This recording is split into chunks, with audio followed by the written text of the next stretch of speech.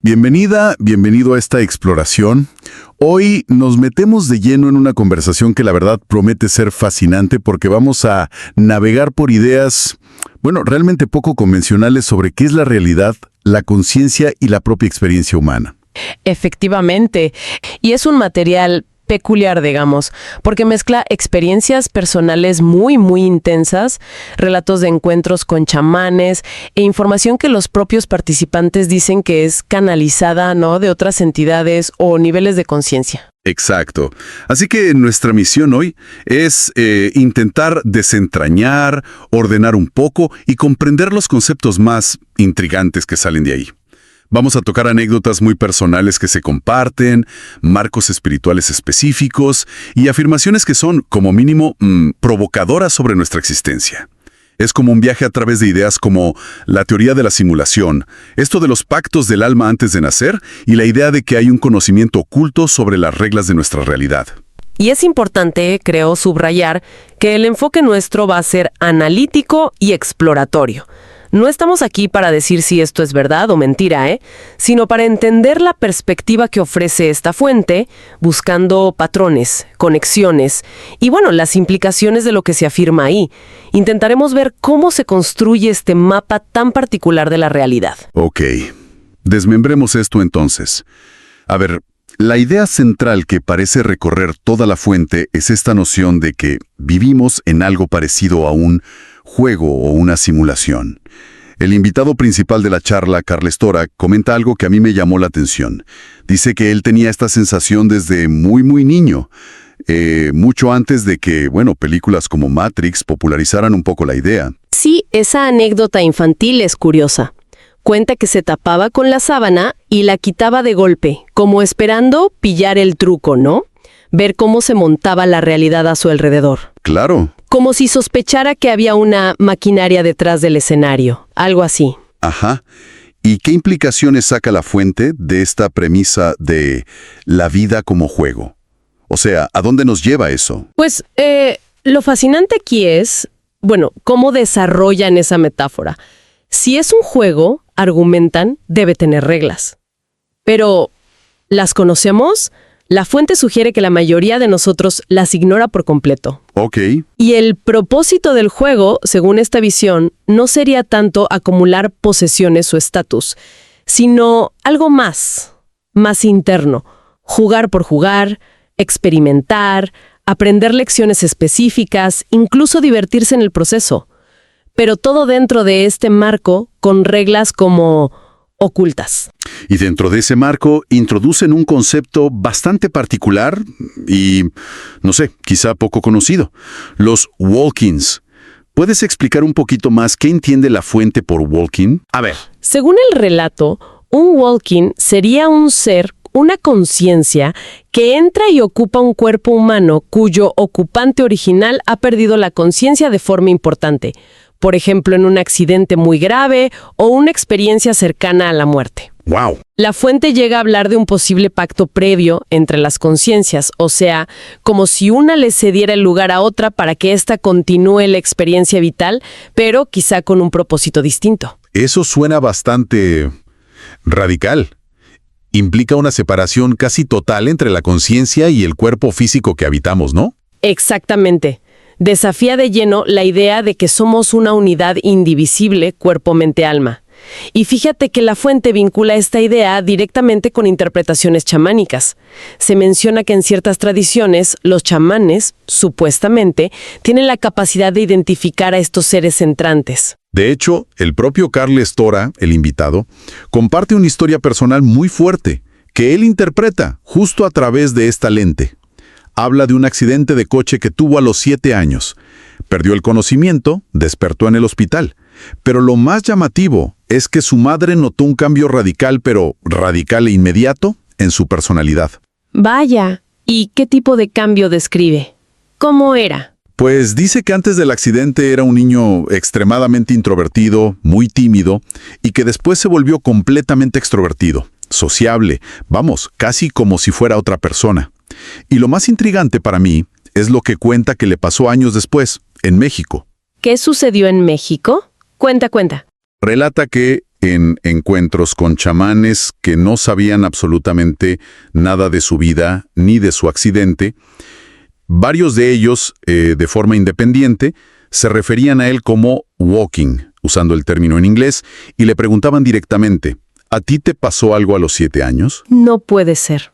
¿Así de específico? Así de específico. Esa sincronicidad, esa pregunta tan concreta sobre la edad del accidente, es lo que él presenta como una especie de validación de la idea del walking en su proclocaso. Es un ejemplo clarísimo de cómo la fuente utiliza estas experiencias personales tan intensas y las coincidencias, significativas, para dar soporte a su marco de creencias que es, desde luego, poco convencional. La vivencia personal se convierte en la evidencia dentro de su sistema. Y si pensábamos que eso era llamativo, agárrate porque aquí es donde se pone realmente interesante. La fuente no se detiene ahí, plantea algo que es, si cabe, todavía más sorprendente y potencialmente polémico. La afirmación categórica de que no todos los seres humanos que vemos caminando por el mundo tienen alma. Sí, esa es quizá una de las afirmaciones más chocantes del material, sí. Surge, según el relato, de otra experiencia grupal, esta vez en Capilla del Monte, en Córdoba, Argentina. Un lugar conocido por su conexión con fenómenos ovni y místicos, ¿no? Exacto. Contanos un poco más sobre esa experiencia. ¿Cómo fue? Se describe una meditación con unas 80 personas, muchas de ellas identificadas como médiums o personas con cierta sensibilidad psíquica. Durante la sesión, 2 de estas personas aparentemente comienzan a canalizar entidades, hablado en lenguas extrañas que nadie reconocía. Uf. La tensión aumenta y, según el relato, la entidad o entidades canalizadas les indican que salgan al exterior. ¿Y qué ven afuera? ¿Qué pasó? Narran que observan 3 luces en el cielo nocturno, que ellos interpretan como naves o presencias no terrestres, haciendo movimientos circulares lentos sobre ellos. Y es en ese preciso momento, bajo esas luces, que la entidad canalizada a través de uno de los médiums supuestamente declara: no todos los seres humanos que viven aquí tienen alma. ¿Una declaración así, en ese contexto? Es impactante. ¿Cómo intenta la fuente explicar esto? O sea, ¿le ponen números? Si conectamos esto con el panorama general que presenta la fuente, sí, se aventura a dar cifras, aunque aclara que son especulativas o que vienen directamente de estas supuestas canalizaciones. Se menciona la cifra de 8,000 millones de habitantes en la Tierra. Ajá. Pero se sugiere que quizás solo unos 2 millones de ellos son lo que llaman jugadores reales, es decir, seres con un alma individual conectada a la fuente, al origen. 2 millones. O sea, poquísimos en comparación con los 8,000 millones. Eso dejaría a la inmensa mayoría de la población mundial fuera de esa categoría. ¿Qué son entonces según esta visión? ¿Cómo los llaman? La fuente los describe usando términos como clones o, de forma un poco más elaborada, inteligencia artificial biológica programada. La idea es que serían seres que funcionan perfectamente en el plano físico y social, Tienen emociones, trabajos, familias, pero operan basados en una programación muy sofisticada. Como NPCs, ¿viste? Los personajes no jugadores en un videojuego muy avanzado. Entiendo. Carecerían de esa chispa divina, de esa conexión individual y consciente con el origen que sí tendrían los jugadores. Es una idea, difícil de asimilar, la verdad. ¿Sugiere la fuente alguna forma de diferenciarlos en el día a día? No explícitamente, en términos de comportamiento que puedas ver. Parece ser más una cualidad interna, una cuestión de conexión espiritual. Y la fuente añade otra capa de complejidad. Postula la existencia de unos 50 programadores. ¿Programadores? Sí, seres de muy alto nivel evolutivo que estarían también encarnados dentro del juego en cuerpos humanos. La diferencia clave es que estos 50 sí recordarían quiénes son, de dónde vienen y cuáles son las reglas del juego. No sufrirían la amnesia que, según ellos, afecta a los demás jugadores al encarnar. 50 seres conscientes de todo el entramado viviendo entre nosotros. Suena a película. ¿Y cuál sería su función según esto? ¿Qué harían? De mantenimiento del juego o quizás de introducir ciertos impulsos evolutivos. Es una idea que añade un elemento casi de, bueno, conspiración cósmica al modelo que presentan. Y desde esta perspectiva tan particular, ¿cómo se interpretarían figuras públicas muy influyentes o muy disruptivas? Por ejemplo, mencionan a Elon Musk en la charla, ¿no? ¿Cómo encajaría él ahí? Bueno, siempre según la lógica interna de la fuente, estas figuras podrían ser vistas de dos maneras.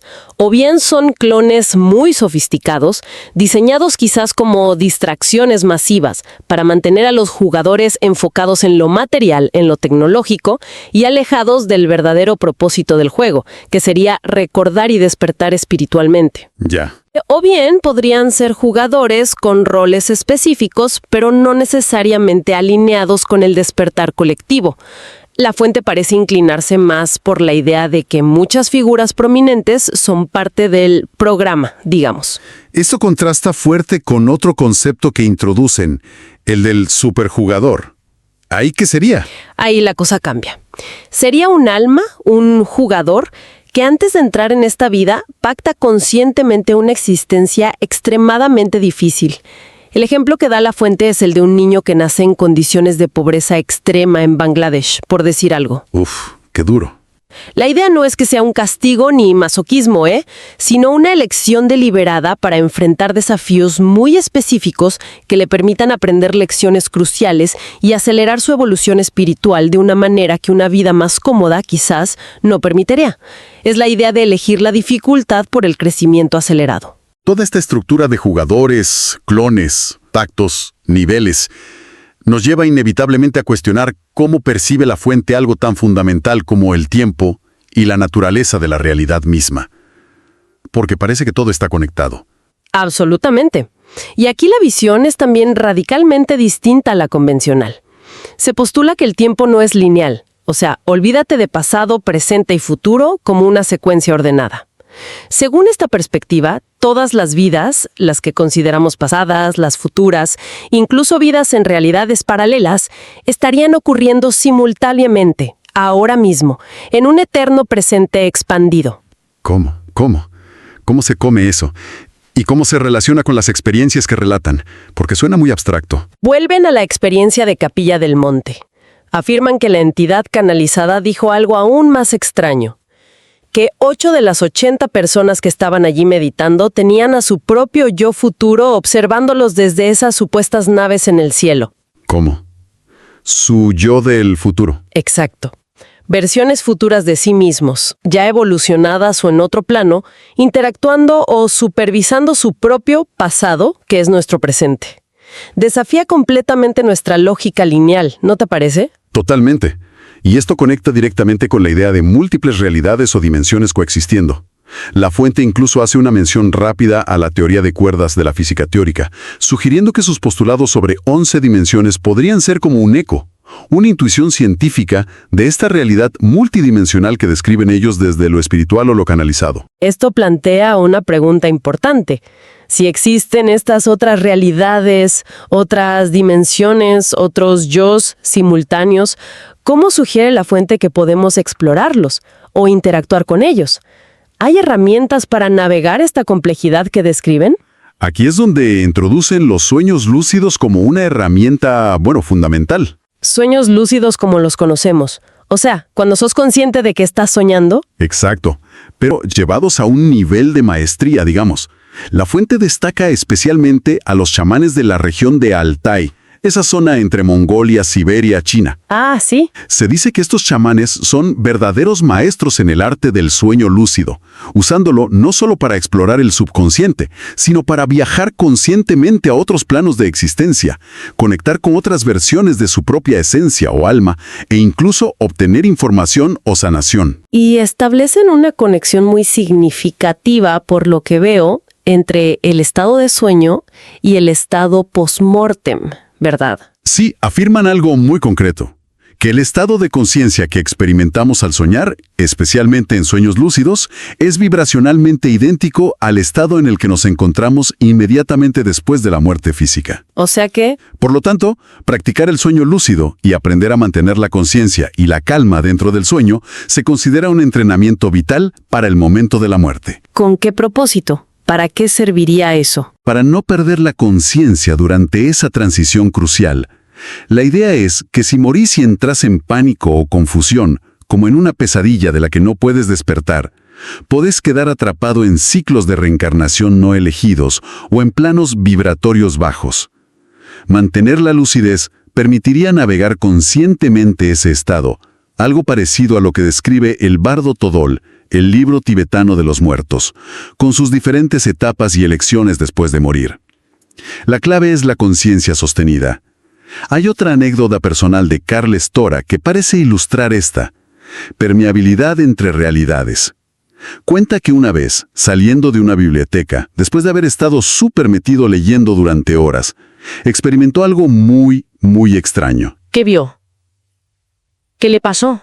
En lugar de la calle concurrida y los coches que debería haber visto, durante unos 2 segundos vio un prado verde, tranquilo, como si estuviera en otro lugar o tiempo completamente distinto. ¡Wow! Describe que el shock y el miedo que sintió al darse cuenta de la anomalía rompieron inmediatamente esa percepción alterada, y la visión de la calle normal regresó de golpe. Y la interpretación que da la fuente a este tipo de experiencia es, ¿qué sería eso? Que no fue una alucinación o simple cansancio mental, sino un atisbo real, una ventana momentánea que se abrió a otra línea temporal, otra realidad paralela que coexiste con la nuestra. Se presenta como evidencia de que la realidad que acordamos no es tan sólida como creemos, y que estas otras dimensiones pueden filtrarse en nuestra percepción, sobre todo en estados alterados de conciencia o de profunda concentración. Es interesante cómo todas estas experiencias subjetivas, que quizás la ciencia convencional descartaría fácilmente, son reinterpretadas dentro de este marco como pruebas de una realidad mucho más compleja, multidimensional y en cierto modo interactiva de lo que solemos admitir. Entonces, volviendo a la metáfora central del juego, si aceptamos esta premisa por un momento para seguir el hilo, ¿cuál sería el propósito final de estar aquí jugando, según esta visión? ¿Para qué estamos acá? La fuente habla de un camino evolutivo con múltiples etapas, mencionando simbólicamente 369 niveles, quizás en alusión a las ideas de Nikola Tesla sobre esas cifras. Pero el objetivo último no parece ser ganar el juego en un sentido competitivo o acumular puntos. No. ¿Cuál sería entonces? Y experimentar la vida en la materia, con todas sus dualidades, sus desafíos, para aprender lecciones específicas del alma y fundamentalmente recordar. Recordar nuestra verdadera naturaleza y acercarnos progresivamente al origen, a la fuente primordial, a Dios, como sea que se le llame. Hay una idea muy recurrente de retorno a la unidad. Introducen también una imagen que viene de la Cábala para explicar esto, ¿verdad? La del espejo. Exacto. La idea de que la fuente, Dios, para conocerse a sí misma en todos sus potenciales, se fragmentó, creando al ser humano y otras formas de conciencia como un reflejo invertido de sí misma, como mirarse en 1.000.000 de espejos rotos, digamos. Ajá. La creación entera sería el proceso mediante el cual la fuente experimenta y se conoce a sí misma a través de las vivencias de todos estos fragmentos, las almas individuales que juegan y aprenden en mundos como el nuestro. Por lo tanto, el objetivo principal de nuestra existencia, desde esta óptica, no sería tanto lograr el éxito terrenal como lo definimos habitualmente, sino más bien embarcarse en un viaje de autodescubrimiento para recordar quiénes somos más allá del cuerpo y la personalidad, de dónde venimos antes de esta vida, y cuáles son esas reglas olvidadas del juego cósmico en el que estamos metidos. Y si ese es el objetivo, ¿qué herramientas o enfoques sugiere la fuente para jugar mejor? Para avanzar en este proceso de recuerdo y evolución que describen. Destacan varias claves. Primero, y de forma muy enfática, el manejo consciente de las emociones. Identifican el miedo como el principal obstáculo y a la vez la herramienta primordial utilizada por las fuerzas que quieren mantenernos dormidos o controlados dentro del juego. El miedo. Claro. Aprender a reconocer, gestionar y trascender el miedo. El miedo a la muerte, al que dirán, a la escasez, a todo, se presenta como algo absolutamente crucial. ¿Qué más? ¿Qué otras herramientas mencionan? Segundo, la práctica activa de la gratitud. Relatan otra experiencia personal del invitado, Carles, cuando trabajaba en un aeropuerto ayudando a personas con movilidad reducida a embarcar. Describe la sensación intensa y transformadora de recibir la gratitud genuina y profunda de esas personas a las que ayudaba. Qué potente eso. La fuente presenta la gratitud no como un simple pensamiento positivo, sino como una frecuencia vibratoria muy alta que nos conecta con la abundancia y nos saca de la vibración del miedo y la carencia. Interesante cómo conectan emoción y vibración de esa manera. ¿Alguna otra herramienta clave? Sí, una reinterpretación de un mandato muy conocido. Ama a tu prójimo como a ti mismo. La clave, según la fuente, está en la segunda parte. Argumentan que no puedes amar o ayudar genuinamente a otros si no te amas primero a vos, de forma radical e incondicional. Empezar por uno mismo. Claro, este amor propio no es egoísmo, sino el reconocimiento de tu propia chispa divina, el conocerte, aceptarte y cuidarte. Solo desde esa plenitud interior, dicen, podés ofrecer algo valioso a los demás sin caer en relaciones de dependencia o codependencia. Entiendo. Y finalmente mencionan algo sobre nuestro poder creador inherente, ¿no? Algo bastante fuerte. Esa es quizás la idea más audaz de todas. Sugieren que a medida que un jugador recuerda su verdadera naturaleza como fragmento de la fuente, recupera parte de su poder creador original. Y aquí viene lo más sorprendente. Afirman que este poder podría ser tan grande que potencialmente un ser consciente y despierto podría influir en la realidad hasta el punto de activar un alma o una conexión con la fuente en uno de esos seres descritos como clones o IA biológica. ¿Cómo? O sea, ¿despertar a otros a ese nivel? Esa es la idea que plantean. La capacidad de ayudar a otros a despertar a un nivel fundamental. Una responsabilidad y un poder enormes, si se toma literalmente. Vaya, ¿hay alguna mención a desafíos futuros o colectivos dentro de este juego? ¿Algo más que venga? Sí, para cerrar un poco el círculo de ideas, la fuente comparte una advertencia o predicción, también presentada como información canalizada, sobre el año 2026. Se habla de la posibilidad de un nuevo encierro a nivel global o la implementación de medidas restrictivas muy severas. Uf. ¿Y cómo se enmarca esto en la narrativa del juego? ¿Por qué pasaría eso? Se presenta como un posible nivel más difícil del juego, una prueba colectiva diseñada para forzar una mayor toma de conciencia y sobre todo una mayor unión entre los jugadores despiertos. Mencionan la necesidad de que se unan 9 redes, sin especificar mucho más qué son esas redes. Quizá grupos de conciencia para poder superar ese desafío colectivo y evitar un mayor control. Es crucial notar, supongo, que se presenta como una posibilidad dentro del flujo del juego, no como un destino sellado, no. La clave, según esta perspectiva, siempre residiría en el nivel de conciencia colectiva y la capacidad de los individuos para recordar y aplicar estas herramientas de las que hemos hablado. Manejo del miedo, gratitud, amor propio, conexión. Exacto.